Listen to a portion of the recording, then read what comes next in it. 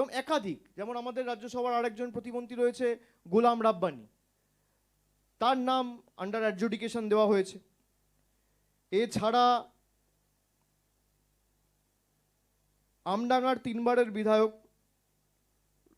রফিকুর রহমানের নাম under adjudication দেখানো হয়েছে। কুমারগঞ্জের বিধায়ক তোরাফ হোসেনের নাম আন্ডার অ্যাডজুডিকেশন দেখানো হয়েছে।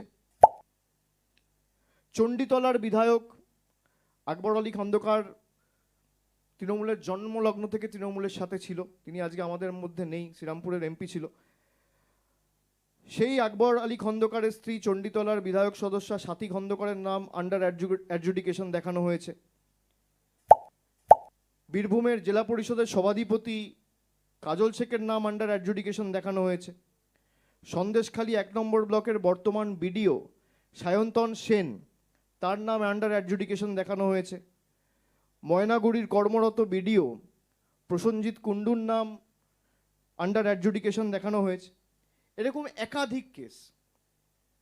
এবং আমি আপনাদের প্রথমেই যেটা বললাম যে 19শে জানুয়ারির যে নোটিফিকেশনটা বা বুলেটিনটা, এটার সাথে যদি আপনারা কালকের প্রেস রিলিজটা ম্যাচ করে দেখেন, যেখানে দিনের শেষে ওরা বলেছিল 41,000 ফর্ম 7 পড়েছে, আর কালকে ওরা প্রেস রিলিজ করে নোটিফিকেশন ইস্যু করে বলছে যে ফর্ম 7-এর সংখ্যা 5,48,000। এটা আমি না, ওরা যে রিলিজ করেছে তার মধ্যে ব্র্যাকেটে ফর্ম 7 বলে লেখা রয়েছে, আপনারা নিশ্চয়ই সেটা দেখেছেন।